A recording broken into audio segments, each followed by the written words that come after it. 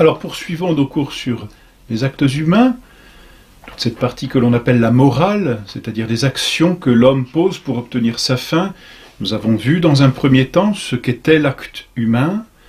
Nous avons ensuite étudié la règle de l'acte humain. La règle prochaine, c'était la conscience. La règle éloignée, c'est la loi.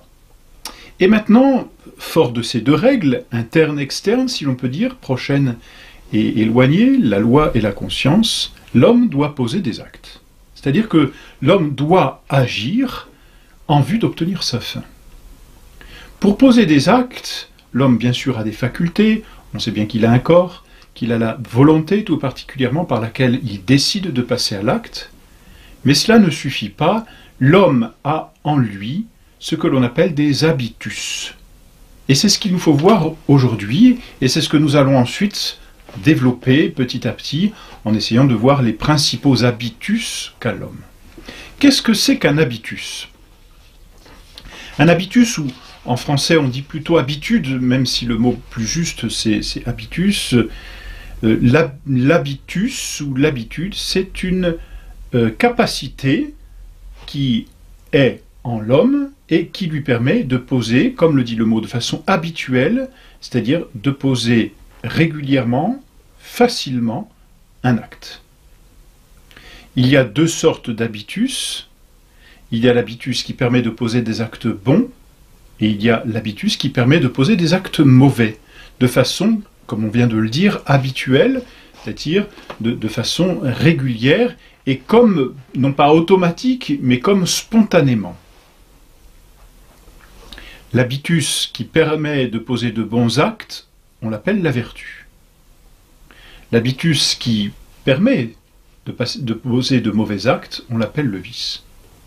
En réalité, donc, l'habitus, c'est une détermination de nos facultés, de la volonté, de l'intelligence, qui viennent infléchir, si l'on peut dire, la volonté, l'intelligence, les facultés que nous avons, à agir dans un sens ou dans l'autre, et à agir facilement dans un sens ou dans l'autre sens. Ainsi, la vertu est une bonne habitude, c'est-à-dire un habitus dans le bien. C'est la faculté, la possibilité d'agir comme spontanément, comme facilement, dans le bien. En revanche, le vice, c'est cette mauvaise habitude, c'est-à-dire cet habitus du mal, cette propension, cette inflexion que l'on donne par exemple à la volonté, de faire le mal de façon régulière, de façon répétée. Donc voilà, l'habitus, c'est cette qualité stable qui vient disposer donc le sujet dans sa volonté ou même dans sa nature, en bien ou en mal, c'est-à-dire à bien agir ou à mal agir. L'avantage de l'habitus, n'est-ce pas, c'est qu'il rend l'opération facile. Ainsi, par la vertu, l'opération bonne est rendue facile, et malheureusement, par le vice, l'opération mauvaise est rendue facile. Autrement dit, l'habitus vient mettre dans l'âme de celui qui agit, et dans son corps parfois, quand ces habitus touchent le corps, l'habitus vient donc donner à l'homme une disposition ferme, et on peut bien dire d'une certaine façon permanente, en tout cas durable certainement. D'où l'avantage de posséder des vertus, d'être vertueux, et on comprend pourquoi il faut apprendre à être vertueux, mais d'où la difficulté aussi quand on a acquis un vice à s'en séparer, parce que le vice c'est aussi une qualité, un défaut, mais une qualité stable, une qualité permanente, une propension finalement à faire le mal. Et c'est ça qui est désagréable et difficile dans la vie humaine, mais à l'encontre, le fait de posséder une vertu rend la vie humaine plus facile et plus agréable.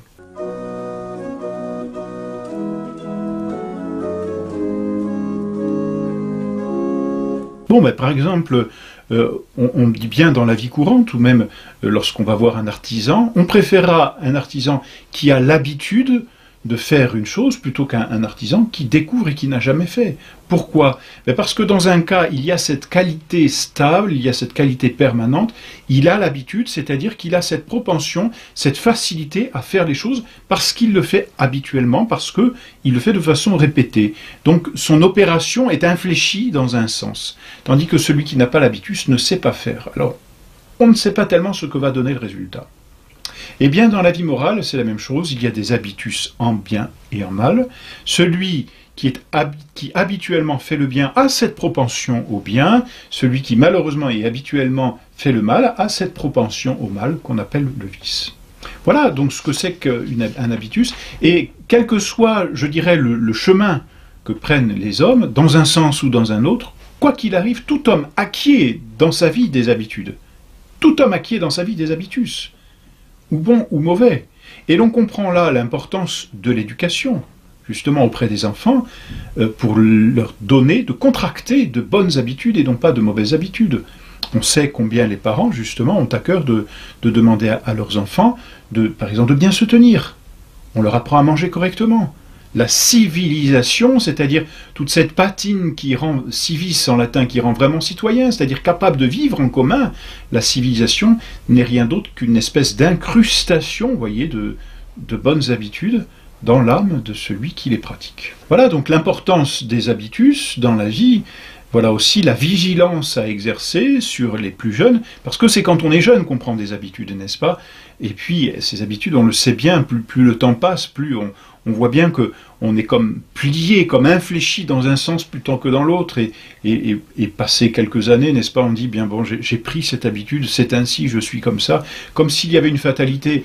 Il n'y a pas de fatalité à proprement parler, mais on voit bien par là que l'habitus marque l'âme, que ce soit la vertu, que ce soit le vice. Voilà, donc la nécessité de l'éducation.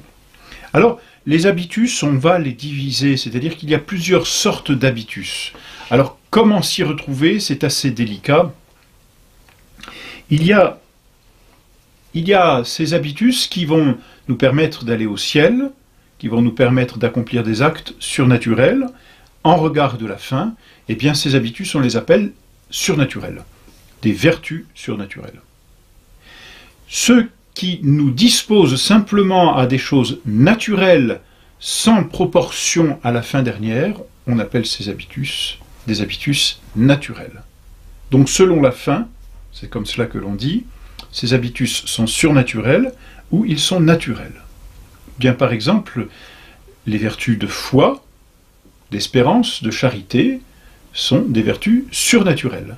Ce sont des habitus donc, qui en nous disposent directement à la fin dernière, c'est-à-dire au ciel. Et puis d'autres vertus, comme on vient de le dire, de savoir manger par exemple, savoir manger, savoir se tenir à table, toutes ces habitus que l'on peut contracter et que l'on apprend dans l'éducation, sont des habitus naturels. Voilà pour la première division des habitus, naturels, surnaturels.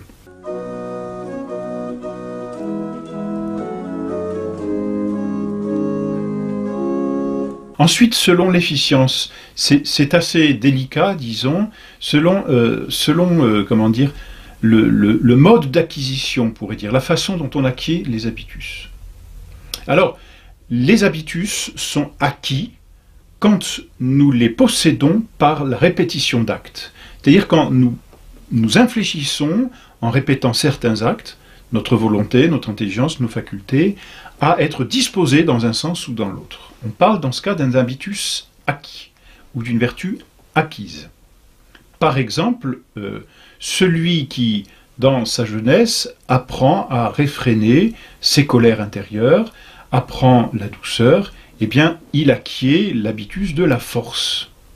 Celui qui apprend à manger, un peu de tout, disons, sans dépasser ce qui est nécessaire, celui-ci acquiert l'habitus de la tempérance. Il les acquiert par la répétition des actes, c'est pour ça qu'on dit qu'ils sont acquis. Un peu, si vous voulez, comme une feuille de papier que l'on prendrait et que l'on plierait en deux, et que, à force de plier, eh bien, cette feuille de papier prendrait un pli tel que, spontanément, elle serait pliée, plus capable de se relever. Eh bien, c'est cela l'habitus, c'est cette marque qu'il inscrit dans l'âme. L'habitus acquis, c'est ce pli sur lequel on passe régulièrement pour que l'homme soit disposé de façon quasiment automatique à faire le bien. Habitus acquis. Il y a d'autres habitus qui, cette fois, ne sont pas acquis, mais sont donnés directement par Dieu. On parle d'habitus infus. Infus parce que donné par Dieu. mis dans l'âme directement par Dieu. C'est Dieu qui vient infléchir l'âme dans un sens ou dans l'autre.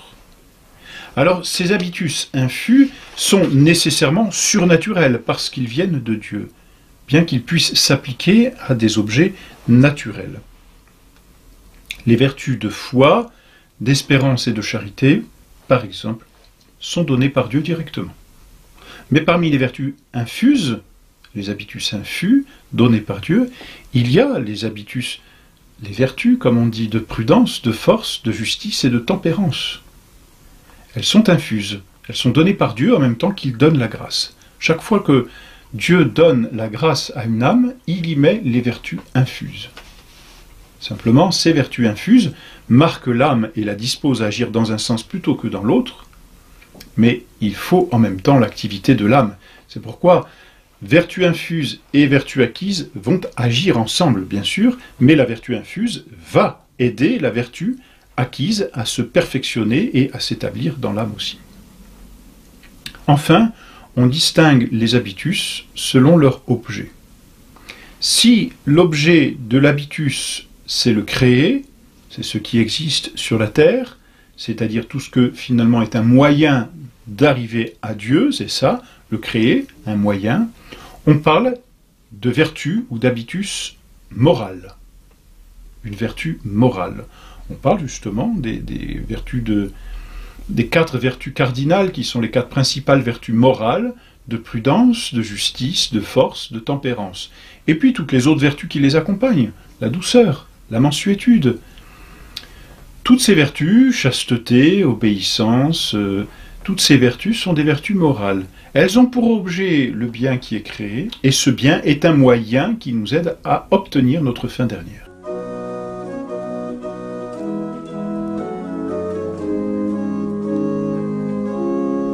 Mais il y a aussi dans notre âme des habitus ou des vertus qui ont pour objet Dieu lui-même.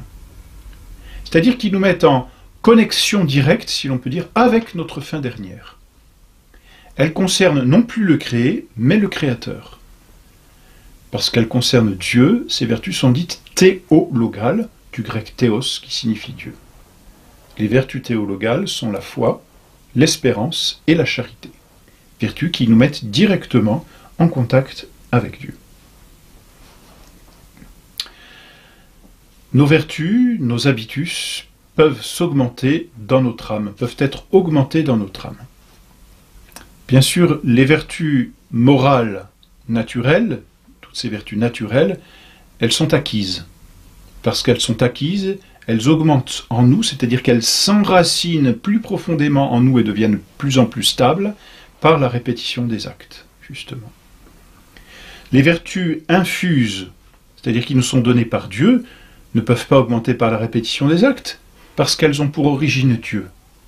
Alors elles augmentent par Dieu lui-même, c'est-à-dire par la réception des sacrements, par les actes de charité qui sont intenses. Tous ces actes par lesquels Dieu agit dans notre âme augmentent en nous et enracinent davantage en nous ces habitudes. On comprend donc finalement que entre les actions que l'on pose et les habitus qu'il y a dans notre âme, il y a un cercle vertueux naturellement. C'est-à-dire que je pose une action, cette action me donne une habitude, je continue de la poser, elle me donne l'habitude de façon toujours plus ancrée, et l'habitude ancrée va me permettre de poser l'action, et ainsi de suite, de sorte que plus on s'exerce à être vertueux, plus on est vertueux, et plus la vertu est facile. Et plus elle est facile, plus elle est agréable, on le sait bien. Ce qui est facile est agréable. Et la vertu nous dispose à chaque fois à des actes toujours plus difficiles, mais nous rend plus capables aussi de les accomplir. Voilà donc pour les vertus, de façon générale, pour les habitus qui sont en nous, donc ces qualités qui vont nous orienter vers le bien, c'est la vertu, ou vers le mal, c'est ce que l'on appelle le vice.